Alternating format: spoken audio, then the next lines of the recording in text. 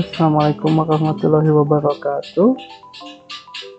Kali ini kita akan coba menggunakan aplikasi SPSS untuk menghitung uji normalitas dan homogenitas data. Kita akan buka aplikasinya yang SPSS statistik 25. Jadi saudara bisa menggunakan versi yang mana saja begitu ya, karena fitur-fiturnya tidak berbeda jauh, saya lihat. Hanya beberapa hal yang agak berbeda. Ini agak lumayan loadingnya. Nah, nanti akan muncul seperti ini ketika membuka aplikasi. Ini close saja. Nanti ada output seperti ini. Ini keterangan tentang masa expire-nya ya. Yang sudah pakai crack ini pasti akan 5.570 hari lagi, ya lumayan atau lebih. Karena saya ini tahun kemarin nih yang installnya. Ini close saja, nanti akan muncul seperti ini nih. Nah, nanti di bawahnya itu ada data view dan variable view. Ini data view ini untuk nanti datanya memasukkan data, ini memasukkan variabel. Variabel apa yang akan kita masukkan itu sesuai kebutuhan. Untuk uji normalitas kita akan masukkan data nilai pretest dan posttest. Nanti dihitungnya kalau uji normalitas per kelas eksperimen dan kelas kontrol. Di contoh kali ini di latihan yang sudah dijelaskan di bahan tayang, kita akan menghitung dulu yang kelas eksperimen. Kita akan uji normalitas kelas eksperimen. Jadi di sini nanti kita masukkan nilai. Yang kedua ini kita masukkan tes. Kenapa tes? Karena nanti kita akan membedakan tesnya apakah prates ataupun pasca tes. Untuk nilai berarti di sini desimal. Kalau angkanya misalnya nilai siswanya 70,25, nah itu bisa desimalnya 2, atau misalnya 70,1 ada desimal di belakang, ini pakai. Kalau saya kalau tadi kan genap begitu ya nilainya. Jadi saya nolkan. Ini pun sama di nolkan, dan nilainya labelnya kita akan masukkan eksperimen. Karena kita akan menghitung dulu nilai yang eksperimen. Value-nya non, ini non.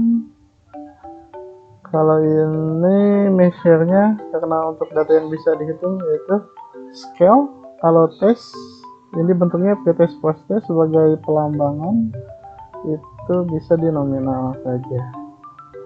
Ini sudah. Nah, untuk tes value-nya, karena tesnya ada dua, ada tes prates dan pasca tes, kita akan bagi dua.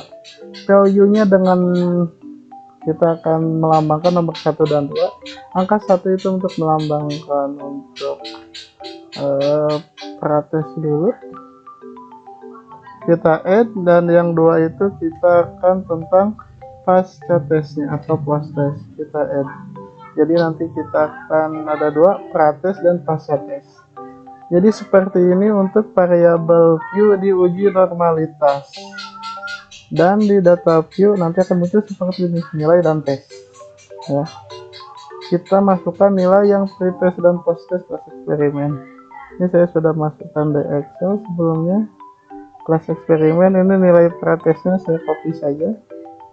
Ataupun kalau bukan di Excel atau di lembaran lainnya, bisa memasukkan secara manual di sini satu-satu. Kalau tadi saya di Excel jadi tinggal paste. Nah, kan seperti ini ada 20. Nah, untuk tesnya, karena tadi ini nilainya nilai prates, tadi prates kita di value yang ini itu dilambangkan dengan 1. Jadi kita akan masukkan untuk tes ini angka 1. Ini bisa di copy, kita blok semuanya, kita pastikan. Nah, jadi melambangkan untuk nilai ini itu nilai prates semuanya. Lalu kita masukkan nilai yang pasca tesnya. Kita masukkan nilai pasca tesnya, kita copy, kita masukkan ke bawah, kita paste di bawahnya, berarti di bawah 1. Ini tadi prates dengan angka 2. Kita copy, kita blok ke bawah, kita paste. Nah, Jadi sudah masuk datanya, ini data nilai prates dan pasca tes kelas eksperimen. Membedakan prates dengan pasca tesnya dengan yang di ini ya, yang di tes ada nomor 1 dan 2. 1 untuk prates, pasca tes untuk 2. Nah, sekarang kalau sudah datanya masuk semua gitu ya untuk yang kelas eksperimen ini, yang prates pasca tes, baru kita akan menghitung uji normalitasnya menggunakan Kolmogorov Smirnov. Kita masukkan rumusnya di analyze, di analisis, ke descriptive statistik, lalu ke explore. Nah, nanti akan muncul seperti ini. Di explore itu ada nilai eksperimen test. Nilai eksperimen kita masukkan ke dependent list. Kita masukkan, yang tes kita masukkan ke factor list. Nah, seperti ini. Kalau sudah masuk ini, jangan lupa displaynya buat video untuk menilai dua data tadi. Lalu kita ke plot. Nah, ke plot di sini karena kita akan menguji normalitas, kita di sini akan klik normalitas plot with test karena kita akan menguji tes normalitasnya.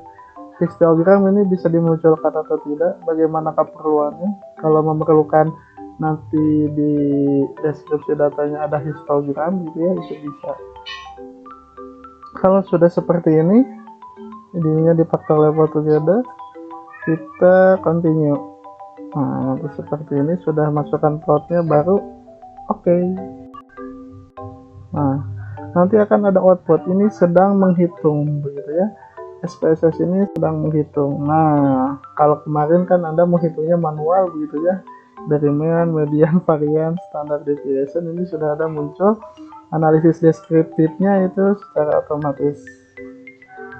Ini mean yang eksperimen tes pretesnya berapa, 56, pasca tesnya 77, mediannya ada, variannya ada. Nah, yang kita lihat di hasil akhirnya, kalau ini kan perhitungan manualnya, kalau Anda kan kemarin manual ya, agar bisa dulu mengetahui bagaimana menghitungnya. Kalau SPSS ini secara otomatis, secara proses ada, dan kita lihat test of normality-nya atau uji normalitasnya. Di sini ada dua rumus kan, Kolmogorov-Smirnov dan Shapiro-Wilk. Kita gunakan yang Kolmogorov-Smirnov untuk uji normalitas data. Di sini ada yang eksperimen nih, tes, prates, dan pasca tes. Kita lihat dua-duanya. Nanti kita deskripsikannya uji normalitas nilai prates kelas eksperimen berapa. Di sini dilihat signifikansinya itu 200 atau 0,200. Berarti nanti di deskripsinya bahwa 0,200 itu lebih besar dari 0,05. Berarti data itu normal. Untuk pasca tesnya kita lihat lagi signifikansinya yaitu 0,194. Titik di sini berarti 0 di depannya ya. Berarti 0,194. Berarti 0,194 itu lebih dari 0,05. Jadi secara perhitungan data ini untuk yang kelas eksperimen secara uji normalitas datanya itu normal gitu ya. Ini sebenarnya bisa di copy kalau ingin dimasukkan ke Word, misalnya nanti untuk di bab 4 saudara-saudara, ini bisa dimasukkan. Nah, ini bisa nanti Anda tinggal deskripsikan bahwa setelah menghitung uji normalitas di aplikasi SPSS didapatkan nilai signifikansinya untuk prates kelas eksperimen 0,200, yang artinya 0,200 itu lebih besar dari 0,05 dan dinyatakan data itu berdistribusi normal. Dan pasca tes pun nanti Anda deskripsikan juga nilai signifikansinya 0,194 lebih dari 0,05. Data itu berdistribusi normal. Nah, itu saudara-saudara untuk menguji normalitas data. Dan nanti kelas eksperimennya pun sama, Anda hitung juga untuk nilai prates dan pasca tesnya, apakah data itu normal atau tidak. Karena menentukan kalau misalnya nanti di kelas kontrol datanya tidak normal, berarti nanti ketika uji hipotesis nanti tidak bisa parametrik, tapi mengujinya secara non parametrik. Itu untuk normalitas data. Ini pun datanya Anda bisa save juga untuk yang outputnya, karena kalau deskripsi untuk lampiran ya bisa di save.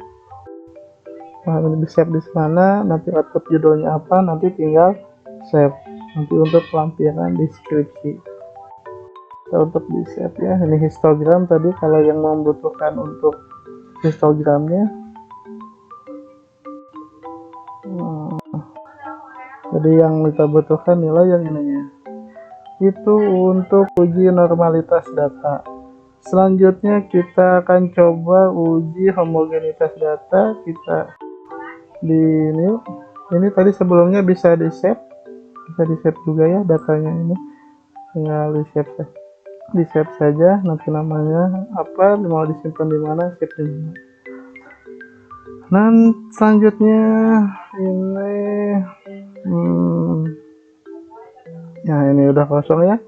Hanya kita akan buat yang uji homogenitas data. Di sini ada data view dan variable view. Untuk variable view kita masukkan lagi datanya. Yang kita butuhkan nilai.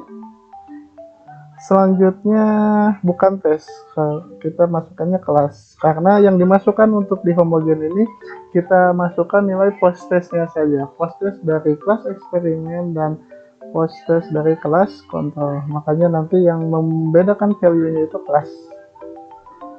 Jadi sama, ini nolkan saja desimalnya karena analysis one-nya tidak ada desimal. Ini measure-nya scale, kelas sebagai pelambang di nominal. Ini labelnya saya kosongkan. Nah, di value-nya untuk kelas kita akan bagi dua. Satu untuk kelas eksperimen. Dan di add untuk nomor 2 itu untuk kelas kontrol ya. Ini di add juga. Nah, sudah masuk value-nya. Satu untuk eksperimen, 2 untuk kelas kontrol. Kita oke. Kalau sudah seperti ini, kita masuk ke data view. Data view ini ada nilai dan kelas. Nah, ini masukkan nilai yang post testnya atau pasca tes. Misalnya kita masukkan dulu yang pasca tes kelas eksperimen. Kita pastekan di sini. Ini untuk kelasnya tadi eksperimen dilambangkan dengan nomor 1. Jadi kita copy saja. Berarti ini semuanya 20 angka ini, yaitu untuk kelas eksperimen. Selanjutnya kita masukkan pasca tes kelas kontrol. Kita masukkan juga di bawah paste. Ini 2 untuk kelas kontrol tadi. Kita kopikan.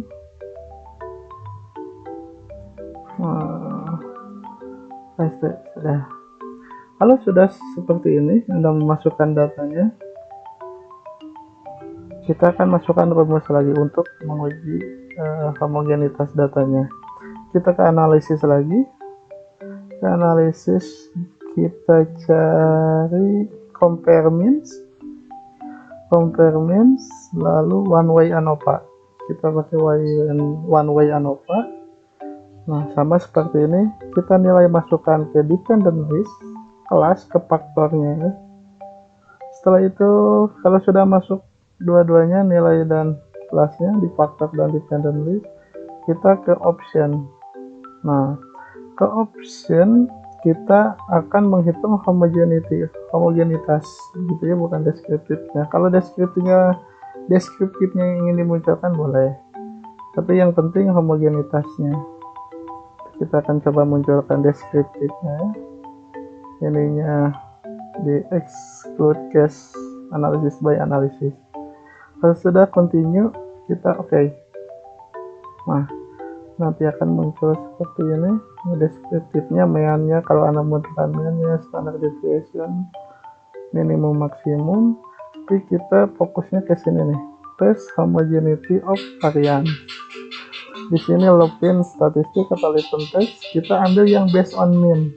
Ya, based on mean rata-rata dari signifikansinya itu yaitu yang ini signifikansi 0,764 berarti ya, 0,764 berarti itu lebih dari 0,05. Berarti data ini yaitu homogen, bisa dikopikan, bisa dimasukkan ke Word. Nah, Di sini nanti Anda bisa deskripsikan. Jadi nanti ini judulnya uji prasyarat gitu ya.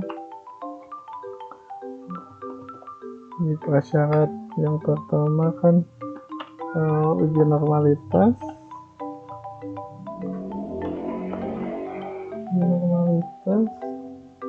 Kedua uji homogenitas.